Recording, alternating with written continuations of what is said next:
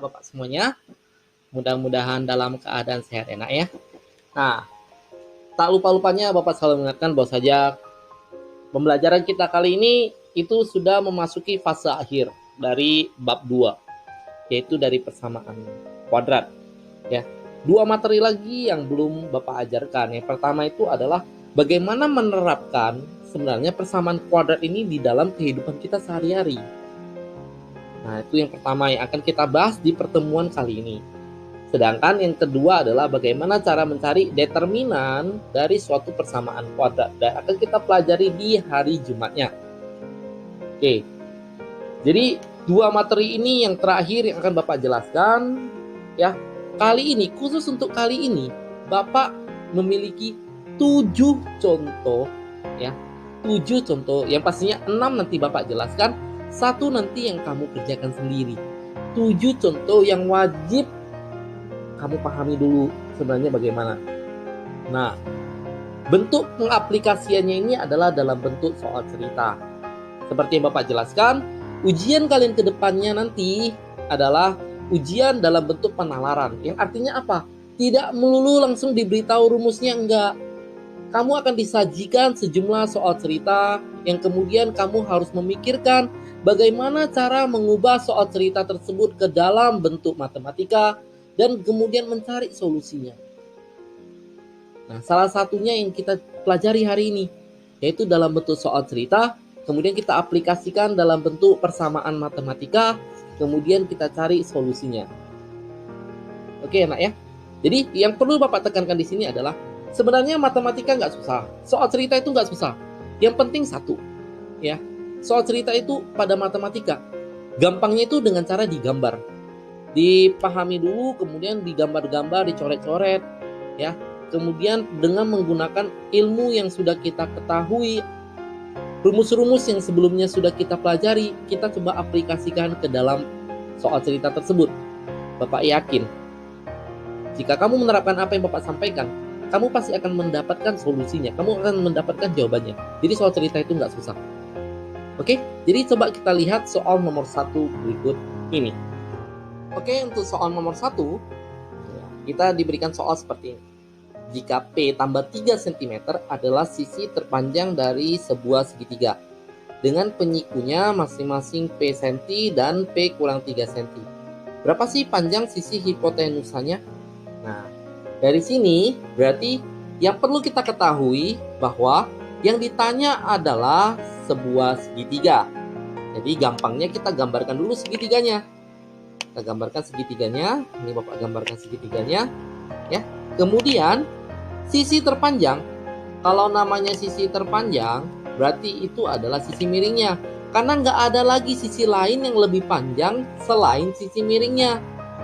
Nah, sisi miringnya itu adalah P tambah 3, sisi terpanjang P tambah 3, ini Bapak isi P tambah 3. Kemudian sebuah segitiga siku-siku dengan penyikunya. Kata penyikunya ini artinya adalah sisi-sisi selain sisi siku-siku atau penyikunya. Ya, sisi-sisi selain sisi miring. Itu adalah sisi penyikunya. Berarti di sini sisi-sisi selain sisi miring itu adalah sisi tegak dan sisi alas. Nah, dimisalkan saja sisi tegaknya itu adalah si P, sisi alasnya si P kurang 3. Ditanya sisi miring. Kalau ditanya sisi miring pada sebuah segitiga siku-siku, otomatis yang terpikirkan oleh kita itu adalah rumus dari Pythagoras. Kita ketikkan rumus Pythagoras. Apa sebenarnya rumus Pythagoras? Ya, rumus Pythagoras berbunyi, sisi miring kuadrat itu sama aja dengan jumlah kuadrat sisi-sisi lainnya. Nah, inilah dia. Kalau versi Bapak, rumus Pythagoras itu adalah sisi miring kuadrat sama dengan sisi alas kuadrat ditambah dengan sisi tegak kuadrat. Itu selesai, itu rumus Pythagoras yang akan kita pakai. Nah, setelah kita tahu bahwa saja yang digunakan rumus adalah C kuadrat sama dengan A kuadrat tambah B kuadrat, kita tentukan dulu siapa C-nya. C-nya itu jelas adalah sisi miring, otomatis inilah nilai C-nya. A itu adalah sisi alas, otomatis inilah A-nya. Sedangkan B itu adalah sisi tegaknya. Inilah B-nya.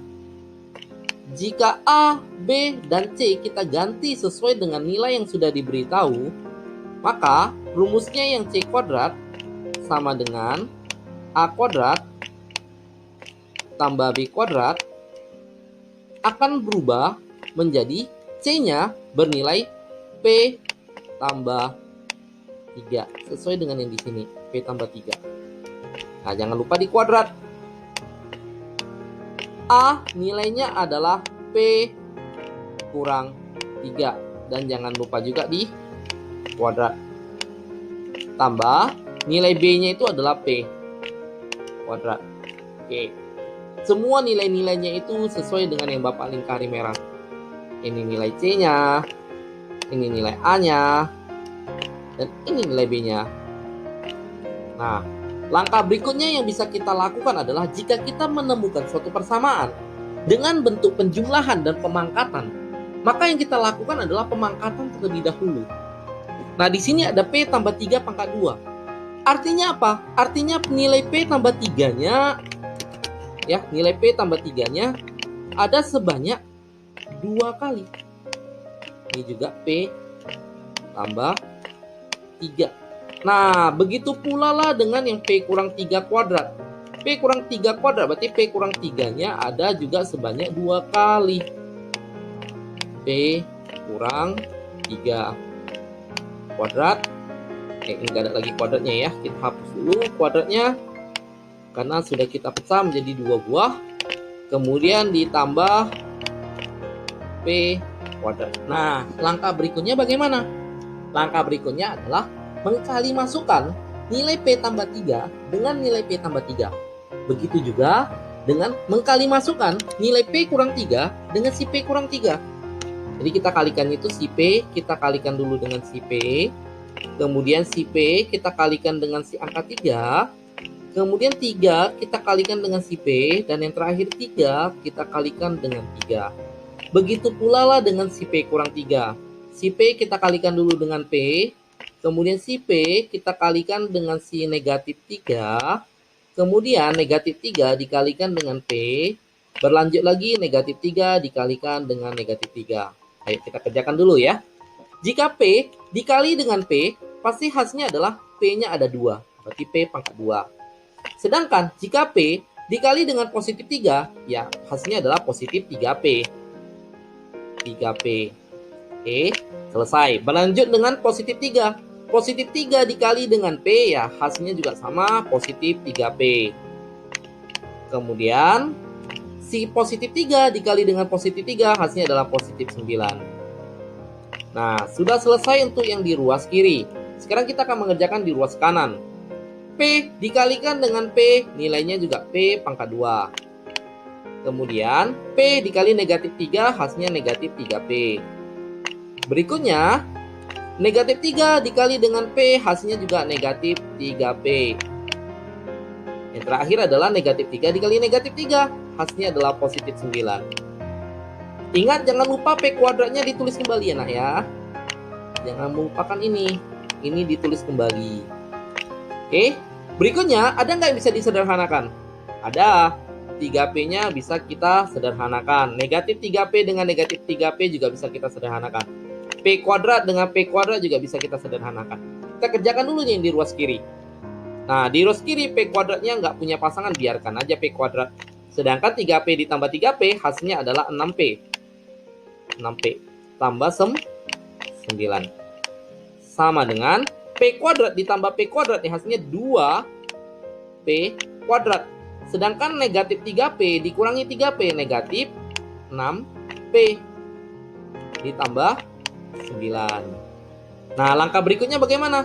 Yang di ruas sebelah kiri kita pindahkan semuanya ke ruas sebelah kanan agar di sini sama dengan 0.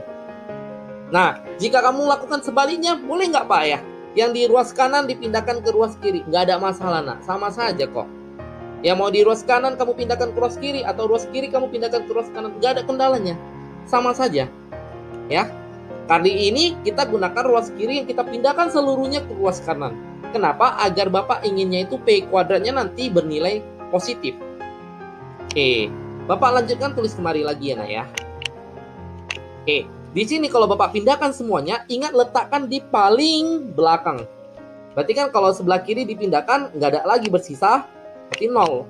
Sama dengan yang di sebelah kanan itu ada 2P kuadrat, kemudian ada negatif 6P, kemudian ada positif 9. Sedangkan yang di sebelah kiri kalau kita pindahkan, yang P kuadrat yang positif itu berubah jadi negatif P kuadrat. Yang harusnya positif 6P menjadi negatif 6P. Yang harusnya positif 9 menjadi negatif 9. Nah, ini kita cari pasangannya. Si 2P kuadrat ini pasangannya dengan negatif P kuadrat. Kalau 2P kuadrat dikurangi P kuadrat kan hasilnya P kuadrat. Kemudian si 6P pasangannya juga dengan negatif 6P. Negatif 6P dikurangi lagi dengan 6P, hasilnya negatif 12P. Dan yang terakhir, 9 dikurangi 9 tak bersisa. Nah, setelah bentuknya seperti ini, yang kita pikirkan adalah bagaimana caranya kita faktorkan. Nah, ini pemfaktorannya adalah jenis pemfaktoran distributif. Kan mau dicari FPB-nya. FPB-nya yang sama di sini itu adalah nilai P. Artinya, nilai P lah yang kita keluarkan. Nah, kalau yang udah lupa pemfaktoran distributif, boleh dibuka lagi video pemfaktoran distributif. Ya, diputar-putar lagi. Kali ini Bapak anggap anak-anak Bapak semuanya sudah ngerti. Ya, berarti di dalam kurung ini tinggallah si P dikurangi 12. Langkah berikutnya bagaimana? Langkah berikutnya adalah kita cari akar-akarnya. Jika P sama dengan 0, satu lagi akar-akarnya adalah P kurang 12 sama dengan 0. Kalau kita pindahkan negatif 12-nya, maka nilai P-nya adalah 12. Karena 0 ditambah 12 pastinya 12. Terus yang dipakai yang mana, Pak? Bisa aja yang dipakai adalah P sama dengan 0, bisa saja yang dipakai P sama dengan 12. Oleh karena itu, kita harus ubah nilai P yang terdapat pada soal. Ya, kita harus ubah nilai P menjadi salah satunya. Kemudian kita berpikir secara logika, yang mana sebenarnya yang memenuhi. Itu kalau dua-duanya memenuhi, nggak ada salahnya kita pakai kedua-duanya. Tapi jika salah satu saja yang memenuhi, ya kita pakai salah satu saja. Yang lainnya nggak usah kita pakai lagi. Contoh, jika P sama dengan 0 yang kita pakai, kita ganti nilai P-nya di sini dengan angka 0. Untuk sisi miringnya, nilainya kan P tambah 3. Kalau P-nya kita ganti jadi 0, maka jadi 0 tambah 3. Nilainya tetap positif 3. Wajar-wajar aja. Sisi miring itu nilainya positif 3. Oke, kita lihat sisi alasnya. 0 dikurangi 3, karena ingat P-nya itu 0. 0 dikurangi 3 hasilnya adalah negatif 3. Tidak ada yang namanya panjang bernilai negatif. Nah, karena tidak ada panjang yang bernilai negatif, otomatis P sama dengan 0 itu tak boleh dipakai.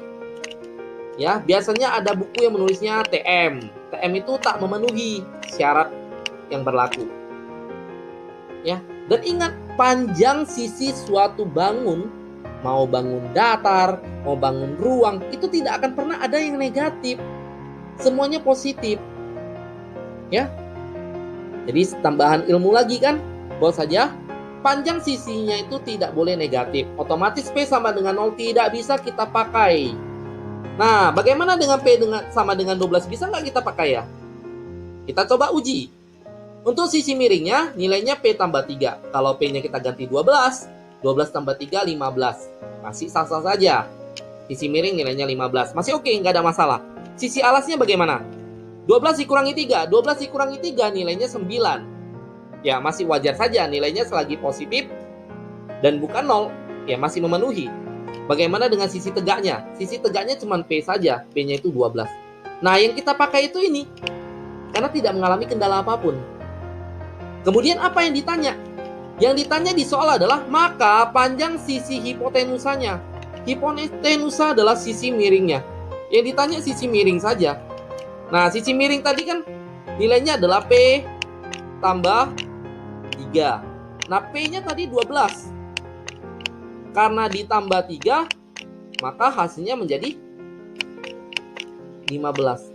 Nah, inilah untuk jawaban nomor 1. Jadi jawabannya adalah 15. Satuannya apa, Pak? Lihat lagi di sini. Sini satuannya apa? sentimeter, sentimeter, sentimeter, ya berarti satunya sentimeter. Sentimeter. Selesai.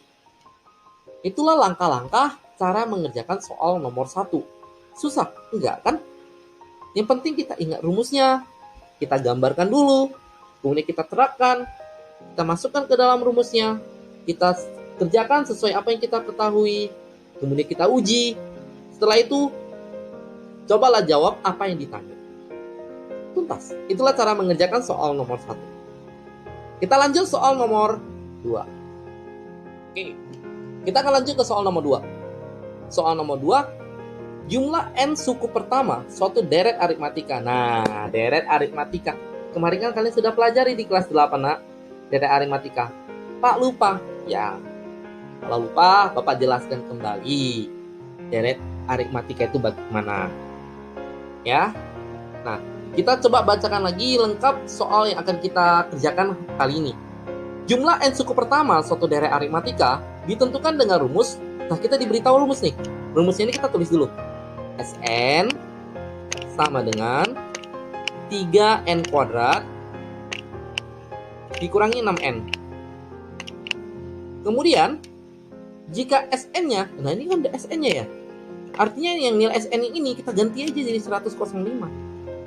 Kita ganti jadi 105, maka nilainya adalah sama dengan 3n kuadrat dikurang 6n. Oke. Ditanya adalah berapa banyak suku bilangan tersebut. Nah, kalau namanya banyak suku berarti n. N yang ditanya nilainya berapa. Nah, jadi langkahnya gimana? Kan tadi kita sudah tulis rumusnya. Kita sudah ganti nilai Sn-nya menjadi 105. Langkah berikutnya ya pindahkan saja 105-nya itu ke ruas sebelah kanan. Kenapa, Pak? Agar nilai n kuadratnya itu positif. Bapak ingin mempertahankan nilai n kuadrat itu nilainya positif. Ya kalau negatif nanti kita akan susah memikirkannya. Pindahkan dulu 105 ke sebelah kanan. Kalau kita pindahkan di sini sebelah kiri nggak ada angka apapun lagi. Berarti ruas kiri tetap 0. Di kanan ada 3n kuadrat dikurangi dengan 6n dikurangi dengan 105. Ingat yang positif berubah jadi negatif ya, nak ya. Nah, langkah berikutnya bagaimana, Pak? Boleh kamu langsung faktorkan, boleh. Tapi untuk khusus soal seperti ini, baik 3n kuadrat, baik negatif 6n, baik 105, sebenarnya ketiga angka tersebut ya, itu bisa dibagi dengan angka 3. Artinya kita sederhanakan dulu. Ya, kita bagi semua dengan angka 3. Tujuannya untuk apa? Agar mempermudah pada saat pemfaktoran nanti. Oke, pada saat Bapak bagi dengan 3, 0 dibagi 3 kan nilainya tetap 0.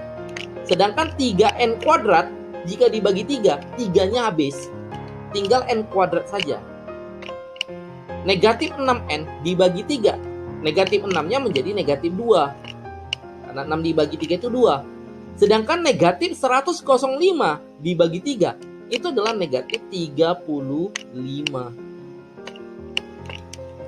Oke, setelah kita dapatkan seperti ini kan lebih gampang kalau kita buat dalam bentuk pemfaktoran kan gitu, daripada 3n kuadrat yang kita pikirkan terus angka 105 yang mau kita pikirkan. Ini kan lebih gampang. N kuadrat itu kan n kali n. 35 itu ya negatif 7 dikali 5. Ini Bapak anggap sudah ngerti lah ya cara menggunakan pemfaktoran lengkap seperti ini. Langkah berikutnya bagaimana? Ikuti saja alur tanda panahnya. N yang di atas dikalikan dengan 5 kan hasilnya jadi 5n. Sedangkan N yang di bawah dikalikan dengan negatif 7 hasilnya negatif 7n. Nah, jumlahnya nanti harus sama dengan nilai yang di tengah. Negatif 7n ditambah 5n itu adalah negatif 2n. Nilainya sudah sama belum dengan yang di tengah? Coba kita lihat nilainya sudah sama belum dengan di tengah? Oh, sudah sama. Kalau sudah sama, maka pasangan hidupnya adalah si N kurang 7. Satu lagi, pasangannya adalah N tambah 5. Sama dengan 0. Nah, kalau udah seperti ini, pasti nilai N-nya sudah tahu ya, nak ya. Jika N kurang 7 sama dengan 0, N-nya pasti 7.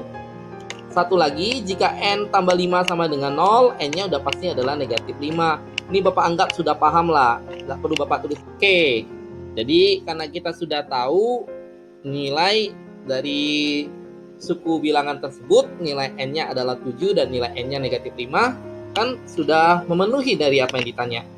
Yang ditanya N-nya. Nah, N-nya ada dua pilihan nih. N-nya 7 atau N-nya minus 5. Yang mana mau kita pakai? Nah, kita kembali lagi berlogika. Kayak gitu. Yang namanya suatu deret, ya, yang namanya suatu deret itu tidak ada namanya suku bernilai negatif. Suku itu mulai dari suku pertama, suku kedua, suku ketiga, suku keempat. Nggak ada nilai negatif 1, negatif 2, nggak ada. Jadi karena nggak ada nilai N yang bernilai negatif, maka si negatif 5 itu tidak memenuhi. Ya, tidak memenuhi. Maka jawaban yang paling tepat itu adalah si angka 7. N-nya itu 7. Seperti itu. Kadang di soal pilihan berganda, nah itu dua-dua jawabannya ada loh. Ya, misalkan A-nya 7, B-nya negatif 5, C-nya 7 dan negatif 5.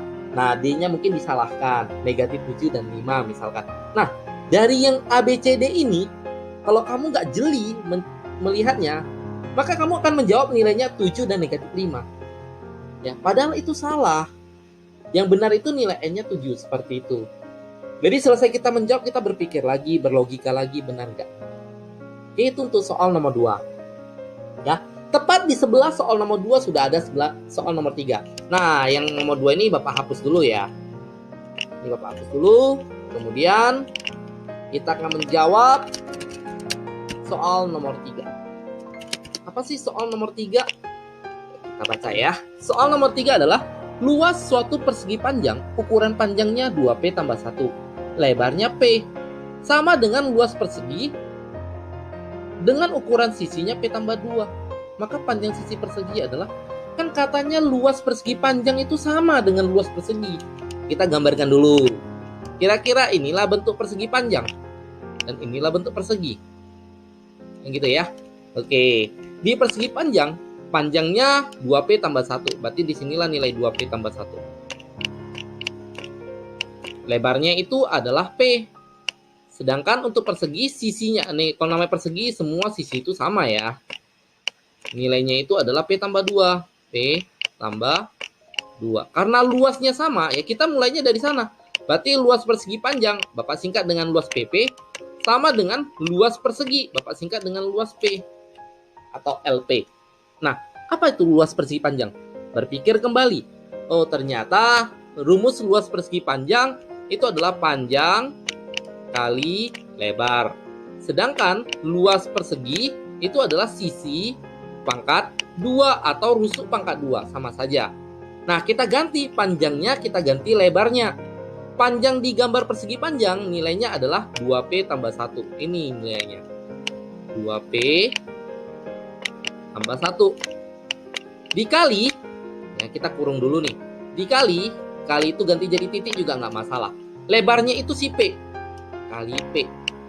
Oke, sama dengan sisinya kan si P tambah 2. Nah, harusnya di sini kuadrat kan gitu ya. Nah, kuadratnya kita hapus saja. Kita ganti kuadratnya menjadi P tambah 2-nya sebanyak 2. Ini si P tambah 2. Seperti ini. Maka langkah berikutnya bagaimana? Ya, kita kali masuk. 2P dikali dengan P. Satunya juga dikalikan dengan P. P dikali dengan P. P-nya dikali dengan 2. 2-nya dikali dengan si P. 2-nya kali lagi dengan 2. Nah, kita kerjakan ya. Jika 2P dikali P, hasilnya udah pasti 2P kuadrat. Kemudian jika 2P dikali 1 dikali P, 1P tambah 1P atau P sajalah. Sama dengan yang ini P dikali dengan P, hasilnya P kuadrat. Kemudian P dikali positif 2, positif 2P. Kemudian 2 dikali P, positif lagi 2P. Kemudian 2 dikali 2, positif 4. Nah, yang di ruas sebelah kiri nggak bisa kita apa-apain lagi, nggak bisa kita jumlahkan karena variabelnya berbeda. Nah, di ruas sebelah kanan masih ada yang bisa kita sederhanakan, yaitu 2P dengan 2P. Nah, itu dulu kita kerjakan. Oke, langkah berikutnya adalah maka 2P kuadrat ditambah P sama dengan, ini tetap P kuadrat, namun 2P ditambah 2P hasilnya pasti positif 4P ditambah 4. Langkah berikutnya, karena Bapak inginnya nilai P-nya itu, P kuadratnya itu positif, maka variabel yang ada di ruas kanan atau suku-suku yang semuanya ada di ruas kanan itu kita pindahkan ke ruas kiri. Semua yang ada di sini kita pindahkan ke ruas kiri. Oke, karena kita pindahkan, ingat tandanya berubah ya. Yang positif jadi negatif, yang negatif jadi positif. Oke. Kita pindahkan dulu, maka sini 2P kuadratnya tetap. Yang di ruas sebelah kiri tetap, P-nya juga tetap. Berikutnya, yang P kuadrat akan berubah menjadi negatif P kuadrat. Berikutnya, yang positif 4P akan berubah jadi negatif 4P. Dan yang terakhir adalah positif 4 akan berubah menjadi negatif 4. Nilainya ini sama dengan 0. Nah, langkah berikutnya adalah kita akan sederhanakan persamaan ini. 2P kuadrat pasangannya pasti dengan negatif P kuadrat. Kalau 2P kuadrat dikurangi P kuadrat, ya tetap nilainya P kuadrat. Sedangkan yang positif P pasangannya dengan negatif 4P. Positif P dikurangi 4P hasilnya adalah negatif 3P. Dan yang terakhir si 4 nggak ada pasangannya, biarkan tulis kembali negatif 4. Nah, kalau udah bentuknya seperti ini, maka yang berikut kita lakukan adalah kita faktorkan si P kuadrat itu pasti P kali P. Sedangkan negatif 4 itu udah pasti negatif 4 dikali dengan 1. Kita uji, benar nggak angkanya tersebut adalah si negatif 4 dengan 1. Jika P yang di atas dikalikan dengan 1, maka hasilnya adalah 1P atau P. P dikalikan dengan negatif 4 hasilnya pasti negatif 4P. Kalau kita jumlahkan nih, maka negatif 4P ditambah P hasilnya adalah negatif 3P. Negatif 3P tersebut sudah sesuai belum dengan yang di tengah? Mari kita cek. Oh, ternyata sudah sesuai. Maka pasangannya adalah P dengan negatif 4. Satu lagi pasangannya adalah P dengan positif 1. Positif 1 sama dengan 0. Jika P dengan negatif 4 sama dengan 0, maka nilai P-nya udah pasti nilainya adalah 4. Satu lagi, jika P tambah 1 sama dengan 0, nilai P-nya udah pasti nilainya adalah negatif 1. Nah, kembali lagi kita dihadapkan pada dua pilihan yang kita nggak tahu nilainya yang mana yang benar, yang mana yang salah. Kan seperti itu.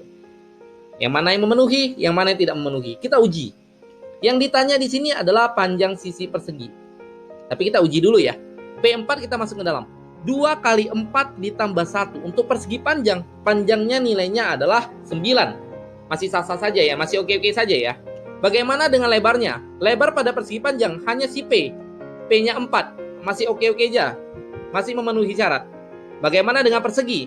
Kalau angka P-nya kita ganti jadi angka 4, maka 4 tambah 2 nilainya 6. Jadi masih aman. Artinya nilai P sama dengan 4 masih layak untuk memenuhi syarat-syaratnya. Bagaimana P dengan negatif 1 kita masukkan ke dalam? 2P tambah 1, negatif 2 tambah 1, negatif 1. Gak ada namanya sisi persegi yang bernilai negatif, seperti yang sudah Bapak jelaskan kemarin. Artinya, nilai P sama dengan min 1 itu tidak memenuhi. Ini tidak memenuhi, atau TM. Nah, kalau udah P sama dengan min 1 tidak memenuhi, maka nilai yang kita gunakan adalah P sama dengan 4. Kemudian kita lihat apa yang ditanya. Yang ditanya adalah panjang sisi persegi. Apa itu sisi? Sisi persegi itu adalah P tambah 2. Ini perseginya dan ini sisinya. Nah, kita ganti nilai P-nya dengan angka 4. 4 tambah 2. 4 tambah 2 berapa? 6. Maka jawabannya adalah 6 cm. Inilah jawabannya untuk soal nomor. Soal berikutnya adalah soal nomor 4. Nah, soal nomor 4 kita sudah disajikan sebuah gambar. Jadi kita nggak perlu menggambar lagi. Ya, kita sudah disajikan sebuah gambar. Katanya sih, diketahui ABCD siku-siku di C. Berarti C ini sebenarnya siku-siku. Kita gambarkan dulu ya. C ini siku-siku. Kemudian CD itu tegak lurus dengan AB. Kalau tegak lurus berarti bentuknya juga siku-siku. Nah, seperti ini. Diketahui panjang AD-nya itu 2x tambah 5, nilai 2x tambah 5, 2x tambah 1, dan BD-nya itu x, ini nilainya. Kemudian panjang CD itu 6, oke, ini nilainya. Nah, ditanya adalah panjang BD itu berapa. Oke, sebenarnya ini ada cara cepatnya yang akan kita pelajari nanti ya di bab berapa ya, bab 5 atau bab 6 itu. Ya, judul materinya itu adalah kesebangunan dan kongruen. Nah, ini Bapak bocorkan aja. Ini rumusnya itu adalah CD kuadrat sama dengan AD dikali dengan BD. Nah, ini dia rumusnya. Nah, CD tadi kan nilainya sudah kita ketahui itu. Nilainya 6. 6 kuadrat sama dengan AD. AD itu adalah 2x tambah 1. 2x tambah 1 tutup kurung dikali dengan si BD. BD itu X. Langkah berikutnya tinggal dikali masuk seperti biasa. Maka si 6 kuadrat itu 36 sama dengan 2x dikali x itu adalah 2x kuadrat. 1 dikali x itu adalah x. Langkah berikutnya pindahkan si 36-nya. Nah, kalau kita pindahkan 36-nya, maka ini pasti tinggal 0 ya, nggak ada apapun lagi. Maka di sini 2x kuadrat tambah x. Karena positif 36 pindah menjadi negatif 36. Langkah berikutnya, faktorkan. Berapa ya? Ini pasti hasilnya adalah 2x dikali x, karena nggak mungkin ada yang lain. Nah, yang kita pikirkan itu adalah negatif 36. Ya. Negatif 36 itu berapa? Oke, negatif 36 itu adalah 9 dikali 4 negatif 36. Oke, nah ini 9, ini negatif 4. Karena 9 kali negatif 4 baru negatif 36. Nah, kita kalikan nih, 2x dikali min 4, min 8 x. Sedangkan x dikali 9 itu adalah 9x. Kita jumlahkan. Ini pasti hasilnya adalah X. Di sini aja Bapak buat ya. Ada X. Oke. Nah, setelah kita udah dapat nilai X-nya, nah nilai X-nya tersebut sudah pasti sama dengan di tengah ya. Sudah sama dengan yang di tengah. Oke. Oh, ketinggian. Gak apa-apa lah, udah sama dengan yang di tengah. Oke. Kalau udah sama, maka di sini pasangannya itu adalah si 2X dengan positif 9. Dengan positif 9. Satu lagi, si X dengan negatif 4. Oke, kurung sama dengan 0. Nah, kemarin kan sudah Bapak bahas bahwa saja jika 2x tambah 9 sama dengan 0, nilai x-nya udah pasti adalah negatif 9 dibagi 2. Satu lagi, jika x kurang 4 sama dengan 0, nilai x-nya udah pasti adalah 4. Dan seperti yang Bapak ingatkan, yang ditanyakan BD. BD itu adalah nilai X. Nilai X itu nggak boleh negatif. Otomatis ini tidak memenuhi. Maka jawabannya adalah 4. Nah, gitu dia. Cukup gampang ya. Untuk soal nomor 4 ini sangat gampang. Oke, setelah kita tahu jawaban soal nomor 4, berikutnya kita akan coba soal nomor 5. Kita akan mulai dengan soal nomor 5. Soal nomor 5, sebuah prisma dengan alas persegi memiliki rusuk P. Rusuk tegaknya P tambah 5 cm. Jika luas permukaan prisma itu 114 cm², maka panjang rusuk tegak prisma tersebut berapa? Nah, itu yang ditanya. Jadi langkah pertama adalah kita menggambar dulu ya. Kita gambarkan dulu kira-kira prismanya seperti ini. Oke, kita gambarkan prisma segi 4. Prisma segi 4 itu ya balok, dimana sisi alasnya itu berupa persegi. Kalau balok Bapak agak jelek nggak apa-apa lah ya. Bapak nggak pandai menggambar soalnya. Oke, ini nilai baloknya. Ya, di sini rusuk alas berarti sini itu persegi. Ya, nilainya adalah P. Kemudian rusuk tegak berarti tingginya. Tingginya itu adalah P tambah 5. P tambah 5. Diberitahu adalah luas permukaan. Apa rumus luas permukaan pada prisma ya? Luas permukaan itu adalah 2 kali luas alas tambah keliling dari alasnya dikali tinggi. Oke. Nah, sebelumnya kita cari dulu ya luas alasnya dan keliling alasnya biar lebih gampang. Luas alasnya kan persegi. Jadi luas persegi itu kan sisi pangkat 2. Nah, kebetulan sisinya itu si P. Berarti sini P pangkat 2. Bagaimana dengan keliling alas? Keliling dari alas itu juga sama keliling persegi. Keliling persegi itu adalah 4 kali sisi. Sisinya itu kebetulan P. Maka di sini adalah 4P. Setelah dapat luas alas dan keliling alasnya, kita masukkan ke rumusnya. Nah, di sini luas permukaan sudah diberitahu nilainya adalah 114 cm pangkat 2. Maka kita isikan 114 sama dengan 2 kali luas alas. Luas alasnya P kuadrat enak ya. Berarti ini 2P kuadrat. Ditambah keliling alas. Keliling alasnya itu 4P. Ditambah 4P. Dikali dengan tingginya. Tingginya itu kan P tambah 5. Ini tingginya. P tambah 5. Maka langkah berikutnya adalah kali masuk dulu si 4P-nya ini. Biar lebih gampang. Kali masuk dulu. Maka 114 sama dengan 2P kuadrat ditambah 4P dikali P jadinya 4P kuadrat. Kemudian 4P dikali 5 jadinya 20P. Kemudian bagaimana kembali? Di sini 2P kuadrat dan 4P kuadrat itu bisa disederhanakan ya nak ya. Itu bisa kita satukan. Maka 114-nya itu tetap 2P kuadrat tambah 4P kuadrat itu hasilnya adalah 6P kuadrat ditambah 20. Oke, langkah berikutnya yang 114 ini yang di ruas kiri kita pindahkan ke ruas kanan. Maka ini jasnya 0 sama dengan 6P kuadrat ditambah 20 dikurangi dengan 114. Oh, ini ada kekurangan di sini. 4P dikali 5 harusnya 20P. Nah, ini juga 20P, ini juga 20P.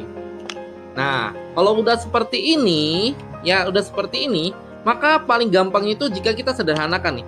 Semua angkanya tersebut pasti bisa dibagi dengan angka 2. Jadi kalau 0 dibagi 2 tetap 0, 6 dibagi 2 tetap 3P kuadrat, 20 dibagi 2, 10P, dan yang terakhir, negatif 114 dibagi 2 itu adalah 57.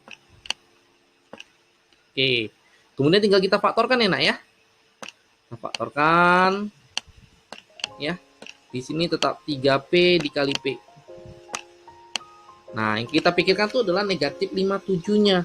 Negatif 57 itu adalah, ini dia, 19 dikali dengan negatif 3.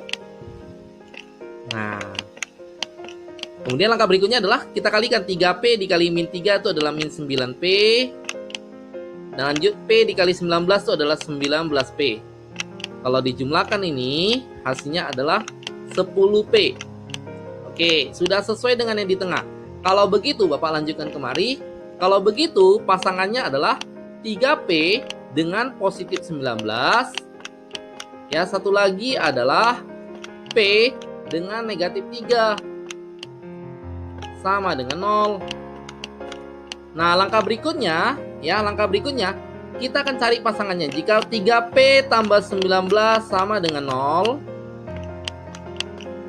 pindahkan 19-nya, 3P sama dengan negatif 19. Kemudian nilai P-nya adalah negatif 19 dibagi 3. Berikutnya, jika P kurang 3 sama dengan 0, pindahkan negatif 3-nya. P-nya juga sama aja dengan 3. Setelah itu kita pilih mana yang sesuai. Kan sesuai dengan kesepakatan, tidak boleh nilai sisi itu bernilai negatif. Otomatis ini tidak akan memenuhi.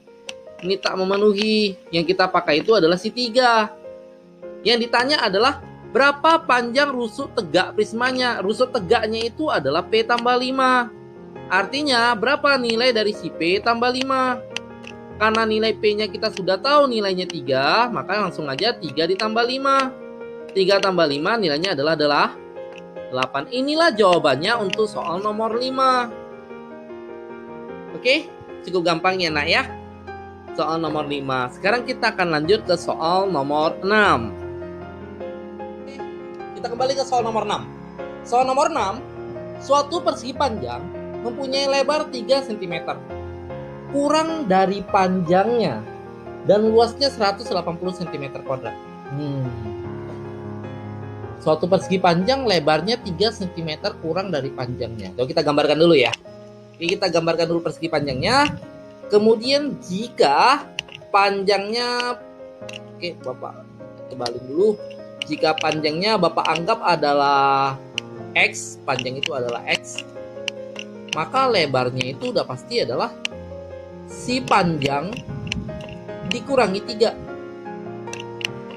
Karena panjangnya tadi adalah X, maka ini sama aja dengan si X kurangi 3. Setelah itu yang dilakukan adalah diberitahu lagi luasnya. Luas persegi panjang itu apa ya? Luas persegi panjang itu kan panjang kali lebar. Luasnya 180 sama dengan panjangnya X, lebarnya adalah X kurang 3. Oke, langkah berikutnya adalah si X-nya itu kita kali masuk dulu. Oke, maka ini jadi 180 sama dengan X dikali X pangkat 2. Kemudian X dikali min 3 hasilnya adalah negatif 3X. Selesai ruas kiri, selesai ruas kanan. Langkah berikutnya 180 kita pindahkan. Ya, ini hasilnya 0, nggak ada apapun lagi. Ini X kuadrat kurang 3X kurangi 180. Nah, kalau udah bentuknya seperti ini kan tinggal difaktorkan ya nak ya. Kita faktorkan saja. X kuadrat itu adalah X kali X. Sedangkan 180 itu negatif 15 dikali dengan 12. Ya, negatif 15 dikali dengan 12. Oke. Langkah berikutnya kita ikuti aja. X dikali 12, 12X. Sedangkan X dikali min 15 itu min 15X. Oke, kita jumlahkan nih. Kita jumlahkan negatif 15X ditambah 12X, kan hasilnya negatif 3X ya. Sudah sama dong dengan di tengah. Kalau sudah sama, maka pasangannya adalah X dengan negatif 15. Satu lagi, X dengan positif 12 sama dengan 0. Nah, kalau X kurang 15 sama dengan 0, nilai X-nya udah pasti 15 ya. Sedangkan jika X tambah 12-nya sama dengan 0, nilai X-nya udah pasti sama dengan min 12. Nah, perhatikan nilai P-nya. Nilai panjangnya tadi kan X. Nggak mungkin nilai panjang itu negatif 12. Otomatis ini tidak memenuhi. Ini akan kita pergunakan. Jika X-nya 15, berarti panjangnya 15. Jika X-nya 15, berarti lebarnya adalah 15 kurang 3, 12. Setelah kita tahu panjang dan lebarnya, terus yang ditanya apa ya? Yang ditanya adalah keliling persegi panjang. Apa rumus keliling? Keliling persegi panjang itu adalah 2 kali panjang tambah lebar. Karena kelilingnya ditanya, maka kita isikan nih nilai panjang dan nilai lebar. Panjangnya tadi 15. Lebarnya tadi 12. 15 tambah 12. 15 tambah 12 itu kan 27 ya nak ya. Di 2 kali 27. 2 kali 27 itu berapa? 54. Jadi jawaban tuh nomor 6 itu adalah 54. Seperti itu. Oke, kita lanjut soal nomor 7. Soalnya adalah hasil kali 2 bilangan ganjil. 2 bilangan ganjil. 2 bilangan ganjil berurutan sama dengan 255. Apa maksudnya 2 bilangan ganjil berurutan? Berarti satu pasangannya dengan 3. Kan 2 bilangan ganjil berurutan. Atau 9 pasangannya dengan 11. Atau masih banyak yang lain. Kalau misalkan bilangan pertama Bapak anggap X. Ya. Bilangan keduanya X tambah 2. Loh kok bisa ya Pak ya? Ya bisa. Kenapa? Kalau bilangan pertama itu 9. 9 kenapa menjadi 11? Karena kan 9-nya harus ditambah 2. Jadi kalau bilangan pertama Bapak anggap X, supaya jadi bilangan kedua, maka wajib ditambah 2. Nah, jadi kita misalkan bilangan pertama itu adalah X, bilangan kedua itu adalah X tambah 2. Katanya, hasil kalinya, berarti kita kalikan nih. X dikali dengan X tambah 2. Hasil kalinya nanti ini sama aja dengan 255. Katanya, bukan kata Bapak. Kita kalikan X-nya, kalikan masuk. Kemari, kalikan lagi kemari. Nah, X dikali X, X kuadrat. X dikali 2, 2X. Sama dengan 255. Nah, langkah berikutnya 255-nya dipindahkan ke ruas kiri. Maka di sini X kuadrat ditambah 2X tambah 2X kurang 255 sama dengan 0. Nah, langkah berikutnya diapain? Difaktorkan ya, Nak ya. Langkah berikutnya difaktorkan. Maka di sini udah pasti adalah X dikali dengan X. Sedangkan negatif 255, kita pikirkan angka berapa saja lah negatif 255 itu. Nah, angkanya itu adalah angka 17 dikali dengan negatif 15. Pasti hasilnya 255. Nah, sekarang kita tes ya. X dikali dengan negatif 15, negatif 15X. Kemudian X dikali dengan 17, hasilnya adalah 17X. Kalau dijumlahkan kedua-duanya, maka hasilnya adalah 2X. Dan nilai tersebut sudah sama dengan nilai yang di tengah. Otomatis, X itu yang atas pasangannya dengan 17. Sedangkan X yang di bawah pasangannya dengan negatif 15. Oke, sama dengan 0. Yang artinya apa? Yang artinya adalah jika X tambah 17 sama dengan 0, maka nilai X-nya udah pasti adalah negatif 17. Satu lagi, jika X kurang 15 sama dengan 0, maka nilai X-nya udah pasti adalah 15. Nah, namanya bilangan ganjil itu tidak ada yang negatif. Otomatis ini tidak memenuhi. Maka nilai X itu adalah 15. Ditanya adalah selisih kuadrat dari kedua bilangan. Oh, bilangan pertama dulu kita cari. Bilangan pertama tadi adalah si X. Nilainya adalah 15. Ini dia. Bilangan kedua itu adalah X tambah 2. Karena nilai X-nya 15, langsung aja ditambah 2. Maka hasilnya adalah 17. Inilah dia, X tambah 2. Maka karena diminta adalah selisih kuadrat dari, berarti kuadratkan dulu baru diselisihkan. Dikuadratkan dulu, berarti 17 dikuadratkan dulu, 15-nya dikuadratkan dulu, baru kedua bilangan tersebut dikurangi. 17 kuadrat itu adalah 289. 15 kuadrat itu adalah 225. Kalau dikurangi, hasilnya adalah 64. Inilah jawaban untuk soal nomor. Untuk soal yang kalian kerjakan, yaitu soal nomor 8. Kita perhatikan dulu soalnya, Nak ya. Diketahui keliling sebuah persegi panjang 70 cm. Keliling persegi panjang. Oke, kita mulai dari kelilingnya dulu. Rumus keliling itu kan 2 kali panjang tambah lebar. Kelilingnya tadi 70. Sama dengan 2 kali panjangnya nggak tahu, lebarnya pun tak tahu. Ini biar gampang. Kan ini kali ya. Pindahkan aja duanya. Supaya jadi bagi. 70 bagi 2. Itulah nilai dari panjang tambah lebar. 70 bagi 2 nilainya 35 ya. 35. Kalau si lebarnya yang Bapak pindahkan, ini kan penjumlahan. Pindah pasti jadi pengurangan. Kurang lebar sama dengan panjang. Nah, artinya nilai panjangnya nanti pasti 35 kurang lebar. Pasti ini. Angka berikutnya, kita baca lagi soalnya. Jika luas persegi panjang 300. Luas. Luas itu kan panjang kali lebar. Luasnya 300. Panjangnya tadi adalah si 35 kurangi L.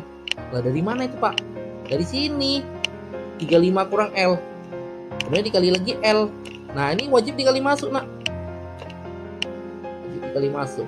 Oke, ini 300 sama dengan 35 kali L ya, hasilnya pasti 35L. Kemudian min L di pangkat 2. Kenapa min L pangkat 2? Karena min L dikali L. Nah, semua yang ada di ruas kiri itu Bapak pindahkan ke ruas kanan. Kenapa? Agar nilai L kuadrat yang Bapak peroleh itu hasilnya positif. Di sini kan negatif.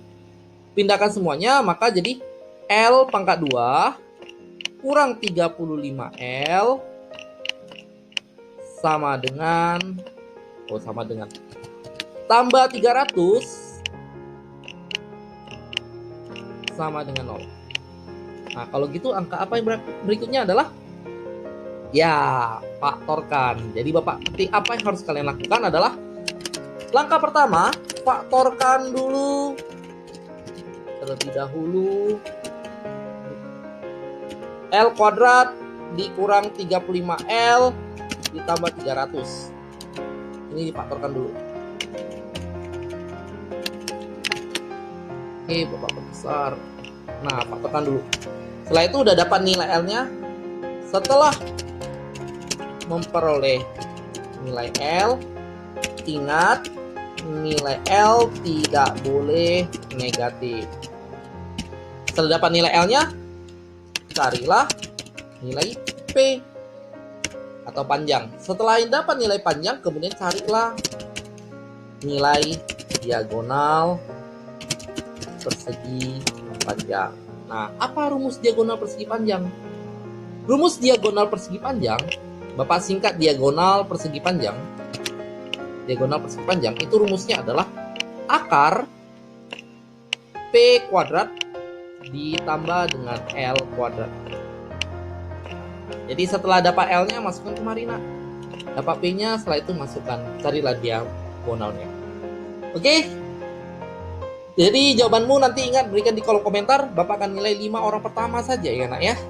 Sisanya Bapak akan berikan soal yang lain. Oke, demikian pembelajaran kita hari ini.